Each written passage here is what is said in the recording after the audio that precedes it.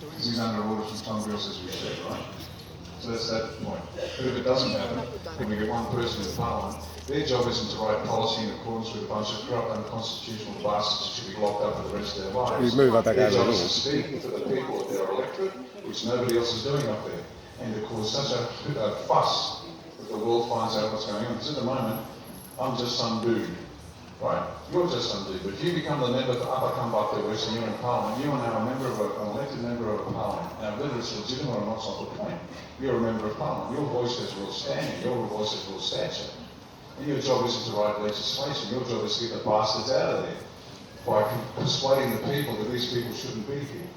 So what you've mistaken is the political process. This is not about politics. This is about the Constitution. This is about liberty. This is about doing things not their way, our way. Don't never fight on ground of the enemy's choosing. If I'm going up against the world's best swordsman, he can handle the world's second best swordsman, but I don't turn up with a sword. I turn up with a club and beat him to death in his hotel room the night before the bout. You've got to fight your way against them. So just because, don't think that because we've asked the Governor-General to dissolve Parliament and I'm waiting for him to do it. I'm not. We have the next step and the next step and the next step. I'm not going to tell you what it is. That's just insane. But we just keep pressure on the Governor-General because that's the legitimate way in the minds of the people that this can be solved.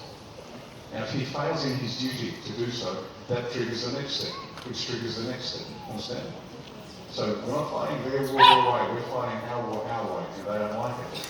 The reason we went for the Governor-General, even though we knew the odds are 50-50 of doing about it, the fact that he ran away means it worked to a degree. But what we did was this: the politicians, Craig Kelly, had this alleged negotiation up there with here are our demands, the people's demands, which were manifestly inadequate. It was written by a grade 5 kid doing their first lesson in civics. It was so pathetic. And that was supposed to appease the people. Why do you negotiate with the pedophile protector? Sit down. By going for the Governor-General, which was our plan many months ago. You remember the open letter to the Governor-General? You see how early this was planned? And if you know, we wrote an open letter to the Governor-General enumerating exactly what his responsibilities were and what he had to do. That was months ago. So, the police tried to ring fence all the sheep into the paddock. But they won not being sheep. We jumped the fence and said, you're irrelevant, we're going to the Governor-General. That's why they're scared, and that's why the Governor-General's disappeared. We're not fighting their way. And getting somebody into Parliament's not about writing legislation. Give me a break. It's about stirring the pot to the point the Australian people say, we want an election, we want an election, we want an election. Okay? Now, if you have a better strategy, mate, go for it. I wish you well. Okay? But we've got a plan, it's worked so far, and everything that we have said is going to happen has happened. And we planned this well in advance. I told you get through to Christmas. Why? Because everyone was panicking. They need to see tanks in the streets. That's never going to work. And I said the first 3 months will be hard, but it'll get better for us. And it is. It's better for us. Why? Have you seen how few people are wearing masks? Have you noticed you can actually wander around and go around without your masks? Have you noticed the stories are coming through the media that's actually supporting what we're doing? So it is getting better. Now, if everybody wants tanks in the streets tomorrow and liberation, it ain't going to happen. And it doesn't help. Because once again, let's say we stormed the barricades and the politicians and the bureaucrats all threw their hands up and said, oh, A1, you're overwhelming. We give up. We surrender. Please lock us up forever. The conditions which allowed this to happen in the first place, which is a somnambulance, which means sleepwalking, population, remain exactly the same. If all the mandates were just wiped out tomorrow and we went back to life before COVID, the conditions that allow this to occur are still there. And in 2 months, guess what they're going to do? They're going to bring it right back again. So anybody that tells you this is about mandates is either a fool or corrupt, once again. This is about cleaning out the rat's nest up there and having this free and fair election so you can decide for yourselves and get represented by people you know, like and trust to actually do the job.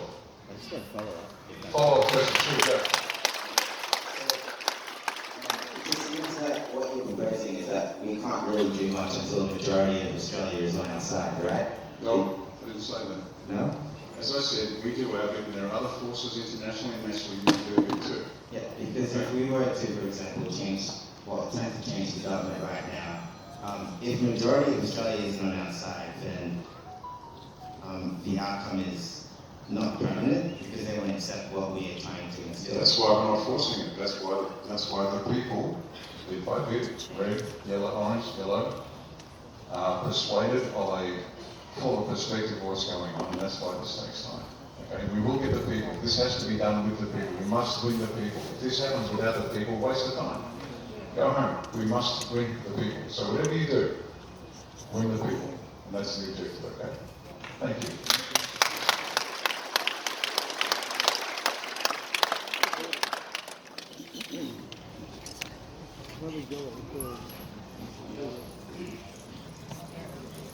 Hi Riccardo, how are you going? I'm Sarah.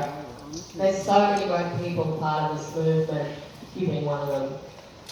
When you throw around the word pedophile protector, can you please be very specific and name those people you're accusing that of? Because that's a very big way to think. I do that all the time. Alan Jones says nothing, Peter Craven says nothing, Andrew Bolt says nothing, Fat Boy Paul Money, the cashed up Bowden says nothing, ABC says nothing. They are protecting pedophiles by their sons. I do this all the time. Are you calling Footy a pedophile protector? No, Footy's just an idiot who doesn't know what the fuck he's doing. Are you calling Footy a pedophile protector? By their silence, they are protecting pedophiles. By their silence, they are protecting pedophiles. By telling us to come back on the 29th, they are protecting pedophiles. You're not getting the message, lady. They are protecting pedophiles. If you want to start protecting them, don't be a lifeline, but I tell you this, if they are in this game and they don't know what the fuck is going on, they should shut the fuck up.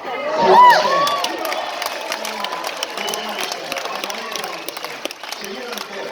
So you don't get it. You don't get it. There are babies being raped every fucking day, and you will not sit there and take the hit. You want to protect these people. Tricky is either an imbecile or corrupt. Craig Kelly is an imbecile or corrupt. And by their silence, because they're playing this game, they are protecting pedophiles. Knowingly or not, they are protecting pedophiles. It's real simple, love. All I want you to do is be very clear and exact in who you are saying. Everyone in Parliament by their silence is protecting pedophiles. I just want to be very clear about what you're thinking. That's my question. Hey, what are you, my mother? What are you I'm telling not me? sure why you're being so aggressive. What are you telling me this? No, I'm serious. Let it alone. Why are you saying this to me? Be very careful. Are you my mother? Are you my father? Confessor? What are you? You asked if anyone had a question to ask them. No, you're not asking. You're telling me how to behave. Ask a question. My question is to be very specific. That's not a question. You are telling me. No. What I'm saying is when you throw around the words pedophile protectors, because that's my number one thing that I support, Right. I want to know who you are referring to when you say that. That's all my question is. That's not a question. Aggressive to me. I'm not quite sure what the problem is, sir. First of all, it's not a question. Asking a question has a question mark on the end and a slight tilt in the Name tonality. people who are saying pedophile protectors. Every politician So who by their what side. are you tricky you're saying pedophile protectors? That's what my question is. I'm trying to get a clear answer from you. I answered you, if they are silent on pedophiles, they either don't know what they're doing, or they knowingly are doing it knowing what they're doing. Okay, thank you. And I did that before. I said exactly that before. Well, you're already addressing that, and I don't see the need for it.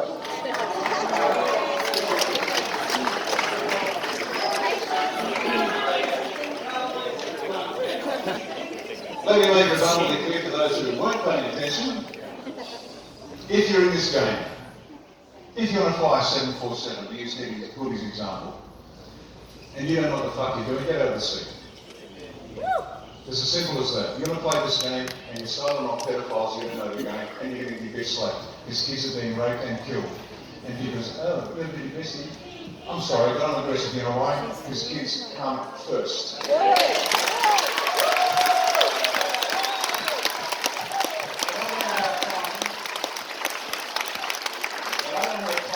Bullshit about courtesy when babies are being raped and killed, because everybody up there knows about it. Every one of the 151 lighthouse MPs and 76 senators know about it. How do you know I know that? Because way back when I thought, you know what, I might throw my hat in the ring, I went and spoke to Amos, who's a senator. And I said, how do you do this, mate? Because the country's stuffed, we've got to do something. He said, well, what are you keen on? I said, well, we've got to look after the kids first of all. The pedophiles are a real worry. And he went, oh, you're one of those, are you? You're one of those. They all know. They all know. Every last one of them knows about it. And that's why they hate A1, because we keep banging on about pedophiles, because we know that pedophiles are running the show. And I'm going to be as rude and aggressive to anybody that gets in my way, man, woman or child, because every day that we're not in there fixing it, kids are being killed. And so,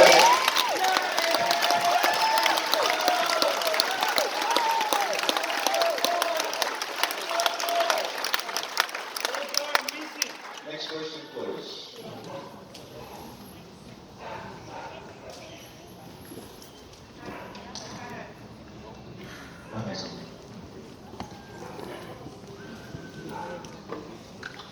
Hello, Riccardo, everyone. Thank you all for being here.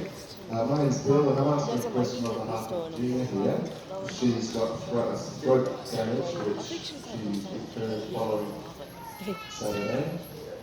I was sick myself the other day. Now, the question she's asked me to ask is that there is some hidden legislation that seems to be coming through in the ACT before the end of the month, which is designed to make it so that everyone in the ACT needs to be vaccinated to enter the ACT. Now, I wonder if you know anything about that. Again, it's not my question. Asking on behalf of Gina. Yeah, no, I haven't heard that one. When, by the end of the month? By the 28th? Oh, by the 28th, and they told us to come back on the 29th. That's right. Another piece of the puzzle falls in, and Tricky, the non-pedophile protectors, Spelt and Craig Kelly, and all the other non-pedophile protectors told us to come back on the 29th. Are the pieces starting to fall into place, ladies and gentlemen? I know nothing about it, but I wouldn't be surprised. That's why we need to be here. That's why you need to tell your friends back home. If you think this is going to stop here in Canberra, the use of the LRAD and all the other stuff they're doing, if you think this is going to stop here in Canberra, forget it. It's coming to your town, it's coming to your city, it's coming to your suburb, and to your street. Thank you. And I've been doing this 20 years since 9/11, so it's so nice to have so many other people waking up to what's going on.